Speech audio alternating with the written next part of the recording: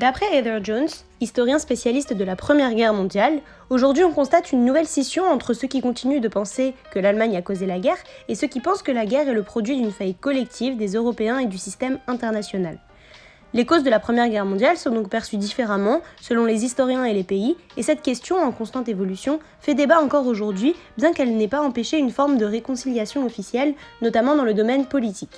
Un premier exemple d'historien expliquant ce qui, pour lui, a causé la Première Guerre mondiale pourrait être Jean-Jacques Becker. Cet historien français explique dans l'évolution de l'histographie de la Première Guerre mondiale que puisque vaincus, les Allemands étaient nécessairement accusés de tous les préjudices et c'est alors l'immense majorité des Français qui croyaient à la responsabilité allemande. Il insiste sur l'importance des sentiments nationaux à cette époque, importance si grande qu'elle pourrait alors être la cause du conflit, du moins l'une d'entre elles. Il explique donc que ce sentiment d'honneur national, les pays européens voulaient le conserver à tout prix, et le litige entre l'Autriche-Hongrie et la Serbie, qui aurait pu s'en tenir à une petite guerre locale, par effet de boule de neige, gagna toute l'Europe. En effet, les uns après les autres, les pays se sentirent directement concernés, leur honneur était en cause. Cependant, Christopher Clark a une autre perception sur ce débat. Il expose alors avec rigueur en 2013, dans Les Somnambules été 1914, comment l'Europe a marché vers la guerre, les causes de la Grande Guerre, en présentant l'enchaînement des causes minimes qui ont conduit à la Première Guerre mondiale. L'historien britannique met en évidence l'écrasante responsabilité des Serbes et du tsar Nicolas II, ainsi que l'irresponsabilité des dirigeants français. Il ressort alors de son analyse qu'aucun de ces dirigeants de l'époque n'a réellement voulu la guerre. Tels des somnambules qui marchent sans savoir où ils vont, tous se sont laissés piéger par leurs petites ambitions, et c'est la rencontre malheureuse de celle-ci qui est née le conflit. Il prend alors le contre-pied des thèses conventionnelles sur les origines du conflit.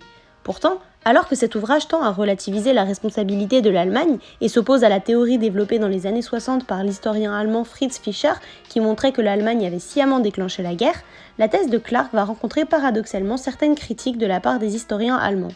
Ceux-ci louent certes l'originalité de la démarche, le travail de recherche minutieux et nuancé de Christopher Clark et les rapprochements qu'il tente d'établir avec l'actualité, mais ils regrettent toutefois que Clark fasse la part trop belle à l'Allemagne, sous-estime l'influence des militaires allemands et n'insiste pas sur la politique aventureuse de l'Allemagne.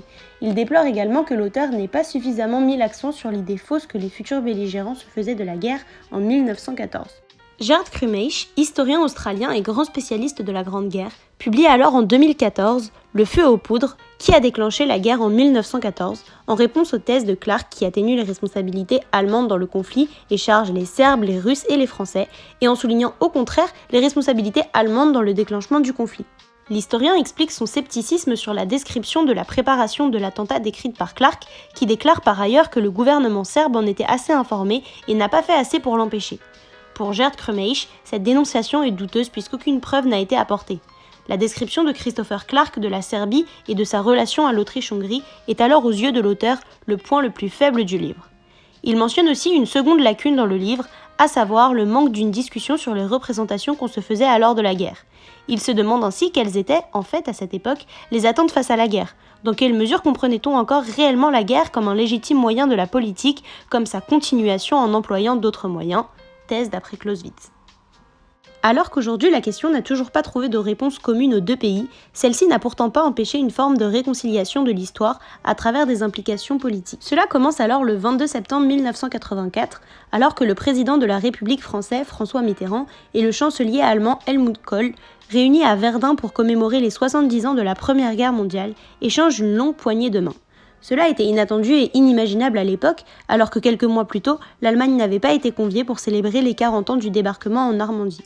Ce geste est alors devenu le symbole de la réconciliation franco-allemande.